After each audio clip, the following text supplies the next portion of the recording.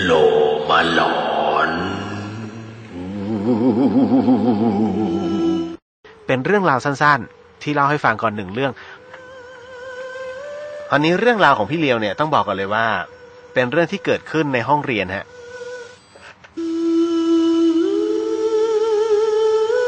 เป็นเรื่องที่เกิดขึ้นในห้องเรียนแห่งหนึ่งครับของมหาวิทยาลัยมันเป็นคลาสมันเป็นคลาสสโลปอ่ะนะฮะห้องมันจะเป็นสโลปแล้วอาจารย์จะบรรยายอยู่นะฮะด้านหน้าวันนั้นนะครับวันนั้นน่ะที่เกิดขึ้นเนี่ยเหตุเกิดขึ้นวันฝนตกไม่รู้เป็นอะไรแล้วมันเป็นคลาสสุดท้ายที่ทุกคนเขาต้องมาเรียนกันนะฮะหลังจากที่อาจารย์เข้าสอนได้ไม่ถึง5 นาทีครับก็นักศึกษาก็เริ่มทยอยกันเข้ามาเป็นกลุ่มๆแต่บางคนก็เปียกจนแบบ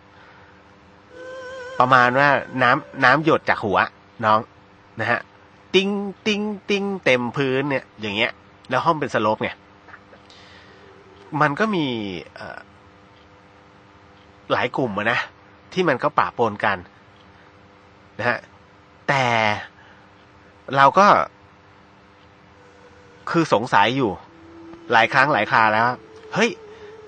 คนอื่นเขาเช็ดหัวแต่ว่าทำไมไอ้คนเนี้ยไอ้ตอสไม่ยอมเช็ดหัวนะฮะเขาก็เลยแต่ไม่มีใครสนใจนะไม่มีใครสนใจตอสจนกระทั่งอาจารย์กำลังจะทดสอบกำลังจะเทสตอสมันก็ไปสะกิดเพื่อนข้างๆบอกเฮ้ยเดี๋ยวขอเราดูหน่อยนะเราไม่ได้เตรียมตัวนะทุกคนได้ยินนะฮะกลุ่มพวกเราหลายคนเนี่ยได้ยินแล้วก็นั่งกันนะฮะในห้องเรียนที่เป็นสโลปนะฮะครูฟังจากนั้นเนี่ยอาจารย์ก็ทำการเทสนะฮะก็อย่างว่านักศึกษาคำว่าไม่ดูกันนะคงเป็นไปไม่ได้สสยังลอกข้อสอบกันเลยนับภาษาอะไรกับนักศึกษาอย่างเรานะฮะก็มีกันบ้างไอ้ตอสก็หันไปมองซ้ายมองขวาเราก็จัดการของเราไปเพื่อนๆก็เฮฮากันคือเมื่อไหร่มีสอบเมื่อนั้นคือความสนุกสนานของพวกเราฮะมันเป็นความท้าทายสายตาอาจารย์แต่น้องๆอย่าไปใช้นะรุ่นใหม่ผมรู้ว่ากรรมวิธีรุ่นใหม่อ่ะเนียนกว่าของพี่เลียวเยอะพอจากนั้นเสร็จปุ๊บเฮ้ยเราก็คือมันรำคาญตาไอ้ตอสเนี่ยผมมันก็ฟูเล็กน้อยแล้วน้ำก็หยดติ้งติ้งติ้งมันก็ทำข้อสอบไปด้วยนะจนส่งข้อสอบอาจารย์เสร็จปุ๊บนั่งคุยกันเฮฮาปาร์ตี้จนอาจารย์แบบบอกหมดเวลาก็คือเหมือนกับเลิกอ่ะก็ยังนั่งคุยกันอยู่มันเป็นห้องสโลปแล้วห้องสโลปมันติดแอร์ปรากฏว่าทุกคนก็เฮ้ยนัดไปกินข้าวกันหลังมหาลัยก็ไปฮะลุกขึ้นเสร็จปุ๊บเอามีใครไปมั่งก็เช็คก่อนเพราะว่ามันต้องเอาเงินมาก่อนกันเหนียวกันเบี้ยวเฮ้ยกูไม่มีอะไรเงี้ยจากการแก๊งเรานี่จะเก็บเงินก่อนเลยมีเท่านี้ใช่ไหมประมวลดูว่าจะกินอาหารได้กี่อย่างแต่ส่วนใหญ่คือเด็กอาร์ตเนี่ยมันจะหนักไปทางน้ำเปลี่ยนนิสัยมันจะเป็นยอดข้าวซะส่วนใหญ่แต่พี่เลียวเป็นคนที่ไม่กินนะฮะก็เลยดูดีก็เลยได้มาจำนวนหนึ่งฮะมันก็นั่งซัดน้ำฟิลกันนะครับตั้งแต่6 โมงฮะจนถึงเกือบตี 1นั่งกันตรงนั้นน่ะไม่ได้ไปไหนหรอกเฮฮาปาร์ตี้กันไปนะฮะเด็กธรรมศาสตร์เดินผ่านแล้วก็เฮ้อะไรประมาณนี้เป็นต้นเชื่อไหมฮะว่าอีกวันหนึ่งครับอีกวันหนึ่งที่บอร์ดก่อนขึ้นลิฟต์นะฮะก็ติดประกาศไว้บอกว่าเชิญร่วมเพื่อนรูปไอ้ตอสเนี่ยติดอยู่นะฮะตรงนั้นแล้วก็บอกว่าขอเชิญนักศึกษาชั้นนี่เอกนี้นะฮะไปร่วมงานรดน้ำศพของนายนี่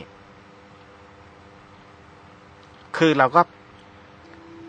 พวกเราเนี่ยเป็นคนที่ชอบอำกันอยู่แล้วแบบอำแบบอำขาดอะอันยันพ่อแม่ด่าประมาณนี้ฮะเวลาอำกันนะฮะเราก็ขึ้นลิฟต์เนี่ยตอนที่จะขึ้นลิฟต์ไปเนี่ย มันก็จะเห็นไงเพราะบอร์ดอยู่หน้าลิฟต์อ้าวเฮ้ยไอ้ต๊อดตายแล้วเหรอ เราก็คุยกันไปแล้วเฮฮากันไปเพราะรู้ว่ามันเป็นเรื่องนะโอ้อย่างดีเลยเสร็จปุ๊บกำลังจะเรียนปุ๊บอาจารย์แต่งชุดดำกันฮะเฮ้ยเราก็พอเราเห็นอาจารย์ใส่ชุดดำกันมาเนี่ยทั้งคณะเลยนะเราก็เริ่มมันแปลกๆชุดดำหรือจะเป็นไงไอ้ตอดก็พูดกันเฮียแต่วันนั้นตอดไม่ได้มานะฮะมันเป็นคาบที่2แล้วล่ะประมาณ10 โมง10 โมงเช้าก็คุยกันเล่นๆนะฮะจนอาจารย์ที่ปรึกษาเดินผ่านมาก็อาจารย์ครับจะไปไหนฮะอ้าวไม่รู้เหรอเพื่อนเธออ่ะใครก็บอกชื่อจริงส่วนใหญ่อาจารย์จะพูดชื่อจริงไอ้ตอสเหรอครับอาจารย์บอกว่าเพื่อนเธออ่ะโดนรถชนเสียชีวิตเพิ่งเอาศพออกมาเมื่อวานเมื่อเช้านี้เราก็งงไอ้ตอสนะโดนรถชนเมื่อเช้าเอาศพออกมาเมื่อเช้าแล้วมันโดนชนเมื่อไหร่ฮะคือด้วยความที่สงสัยเขาบอกว่าตั้งแต่4 โมงเย็นของเมื่อวานเฮ้ยเราก็สงสัยแล้วโดนแถวไหนฮะเขาบอกโดนแถวตรงเขาเรียกเลยปากคลองตลาดมานิดนึงฮะโดนรถเมย์ชนฮะรถเมย์เนี่ยฮะและตอนนั้นฝนมันตกนะครับแล้วมันเป็นอุบัติเหตุเดี๋ยวจะเล่าให้ฟังอุบัติเหตุมันเป็นประมาณไหนนะครับอาจารย์ก็บอกว่าก็โดนแถวปากคลองประมาณ4 โมงกว่าเราก็งงเฮ้ย4 โมงกว่ามันยังมานั่งสอบอยู่เลยจนกระทั่ง6 โมงมันก็ยังไปกินกับพวกเราอยู่เลยจานโมแล้วล่ะเราก็นึกก็ไม่มีใครสนนะมันก็เฮ้กันอยู่ในห้องจนกระทั่งเพื่อนอีกคนหนึ่งฮะซึ่งเป็นหัวโจกอีกกลุ่มหนึ่งก็วิ่งมาเฮ้ยพวกเราเดี๋ยววันนี้5 โมงไปนะที่วัดก็บอกฝั่งตรงข้ามตรงแถวศิริราชฮะก็บอกว่าไอ้ตอสมันตายแล้วนะมันตายตั้งแต่เมื่อวานเราก็เฮ้ยนี่มันนัดกันหรือเปล่าไม่เชื่อฮะเราไม่เชื่อเพราะคือกลุ่มเราไม่เชื่อไงเพราะว่าเมื่อคืนตอสมันยังไปนั่งกินกับพวกเราอยู่ก็เลยไหนๆก็จะถึงเวลาไปก็ไปพอไปเนี่ยจริงๆฮะเป็นงานศพของเพื่อนเราจริงๆครับคือเราก็ไม่อยากจะเชื่อในตาตัวเองนะฮะกับหลายๆคนเฮ้ยมันใช่เหรอจนกระทั่งตำรวจนะฮะเขาถือแฟ้มที่เขาไปถ่ายรูปสิ่งที่เห็นนะฮะคุณผู้ฟังก็คือเป็นรถเมย์มอเตอร์ไซค์อยู่ใต้ท้องรถเมย์แล้วไอ้ตอสเนี่ยโดนทับนะฮะช่วงบ่ายันคอนะฮะดีไม่โดนหัวโอ้ถ้าหัวระเบิดนี่จบกันนะฮะสภาพศพดูไม่ได้ผมเปิดดูที่หน้าอกเพื่อนเนี่ยโอ้โหคุณครับ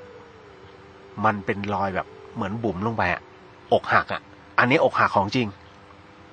ตกใจมากแต่ที่มันน่าตกใจเรามานั่งคุยกันเนี่ยหลังจากที่พระยังไม่สวดเราก็นั่งจับกลุ่มคุยกันเฮ้ยไอ้ตอสตายตอน4 โมงแล้วตอน4 โมงจานสอบไม่ใช่เหรอวะทุกคนก็ห่อหมกนะฮะมันเห็นกันทุกคนไงครับพออีกวันหนึ่งเนี่ยฮะคือสรุปประมวลเหตุการณ์แล้วมันตายไปแล้วหรือมันไม่ตายแต่ที่เรามาก็คือศพมันหรือไอ้ตอสมีฝาแฝดคือมันคิดต่างๆนานาแต่จริงไม่ใช่ฮะตอสตายจริงๆครับเราจึงไปขอดูฮะเข้าไปหาอาจารย์คุมสอบครับไปขอดูข้อสอบของไอ้ตอสแล้วก็ขอดูสมุดเซ็นชื่อนักศึกษาปรากฏว่าในสมุดเซ็นชื่อไม่มีชื่อตอสฮะในข้อสอบที่ส่งก็ไม่มีชื่อตอสครับ ทุกคนงงมากฮะเพื่อนในชั้นนี่อึ้งอ่ะนะฮะแล้วก็คือมันมาแบบต่อเนื่องอ่ะเราจำได้ว่าในขณะที่อยู่ในวงเนี่ยก็เฮฮากันนะครับเดี๋ยวเติมเดี๋ยวดื่มเดี๋ยวเติมนะฮะแถมมันยังเป็นคนสั่งกับข้าวแล้วก็กินจุเขาด้วยตรงนี้แหละที่ทำให้พวกเราไม่เชื่อตอนแรกอ่ะว่าเพื่อนเราเสียชีวิตไปแล้วนะฮะแถมประมาณว่าเฮ้ยยังจะมาขอลอกข้อสอบด้วยมันทำให้เรารู้สึกว่าตังหงิดแล้วตั้งแต่ตอนต้นฮะว่าเฮ้ยทำไมน้ำมันไม่หยุดไหลจากหัวสักทีคือมันเปียกน้ำมันน้ำฝนชาวบ้านเขาเช็ดกันแต่ตอสไม่ทำอะไรเลยปล่อยให้น้ำมันหยดลงเสื้อข้างหลังอ่ะแล้วมันก็นาบกับไอตัวเสื้อมันก็บางไงนาบกับแผ่นหลังแล้วก็เห็นสันหลังมันด้วยซ้ำก็ยังบอกเฮ้ยทำไมไม่เช็ดวะนั่นแหละฮะคือทุกปีเนี่ยเราก็จะทำบุญให้เพื่อนเราคนนี้ตลอดนะมันก็มีบ้างฮะที่เพื่อนเราก็ฝันถึงนะบอกเฮ้ยมันมาหาว่ะแต่ขอหวยไม่ทันอะไรอย่างเงี้ยฮะก็แย่กันสนุกสนานนะแต่คือมันก็หลายปีแล้วนะฮะมันเป็นเรื่องที่เกิดขึ้นผมรู้ว่าหลายคนเนี่ยเคยเจอแบบผมเป็นเพื่อนสนิทกันแล้วเสียชีวิตไปนะแล้วเราก็ไม่รู้ว่าเพื่อนเราเสียชีวิตบางคนได้รับโทรศัพท์จากเพื่อนด้วยซ้ำนะหลายครั้งหลายคราวที่ผมเล่าเรื่องประเภทเนี้ยนะรับโทรศัพท์มีเมสเสจมานะประมาณนี้ฮะข้อสำคัญก็คือว่าครูบาอาจารย์บอกว่าอันที่หนึ่งฮะที่เป็นเช่นเนี้ยก็เนื่องจากว่าเขากลับมามันมีห่วงของการคำว่าสอบเกิดขึ้นในหัวเขาตอนอาจจะรีบบิดมอเตอร์ไซค์มาในขณะฝ่าฝนมาเพื่อที่จะมาสอบในคลาสเนี้ยฮะแล้วเกิดอุบัติเหตุไอ้ตอนที่เกิดอุบัติเหตุเนี่ยเขาคงไม่รู้สึกตัวแล้วฮะนั่นคือการเสียชีวิตของเขาแต่ตัวจิตของเขาซึ่งสร้างรูปทันทีเขาเรียกอธิสมานกายนะเป็นกายละเอียดเนี่ยมันรวมพลังตอนที่ตัวเองไม่รู้ตัวมาสอบฮะเป็นการพูดคุยมันก็ว่าเรียกง่ายๆมันสัมภเวสีนั่นแหละแต่มันไม่รู้ไงว่าตัวเองตายแล้วจนกระทั่งมาสอบมากินเฮฮาปาร์ตี้จนดื่มกินเนี่ยเราเจอกับตอสครั้งสุดท้ายก็คือตอนที่แยกกันกลับบ้านตอนเที่ยงคืนกว่านั่นแหละฮะกินกันเพื่อนทุกคนก็เห็นตอสตรงนั้นเฮฮาปาร์ตี้นั่นคือรอยยิ้มครั้งสุดท้ายที่เราได้เจอเขานะครับนี่ก็คือเรื่องราวทั้งหมดนะครับของเป็นวิญญาณเล็กๆน้อยๆของเพื่อนเรานะที่มหาวิทยาลัยแห่งนี้นะครับและเดี๋ยวยังมีอีกแต่ไม่ใช่วันนี้นะครับวันนี้หมดเวลาฮะ 3:04 น.เอาเลยครับคุณผู้ฟังครับสำหรับค่ำคืนนี้นะฮะสิ่งหนึ่งสิ่งใดที่พลาดพลั้งไปนะพลาดพิงถึงใครนะแล้วทำให้ขุ่นข้องหมองใจต้องขออภัยมาณที่นี้นะฮะขอโหสิกรรมมาด้วยพบกันใหม่วันพรุ่งนี้อย่าลืมนะครับก่อนนอนทุกวันนะครับให้สมาทานศีล 5ก่อนล้างใจนะฮะแล้วก็เพื่อที่จะได้นอนหลับฝันดีสำหรับค่ำคืนนี้ราตรีสวัสดิ์ครับพี่น้องชาวเชียงใหม่พลุกพลุกโผล่โผล่โลมาหลอน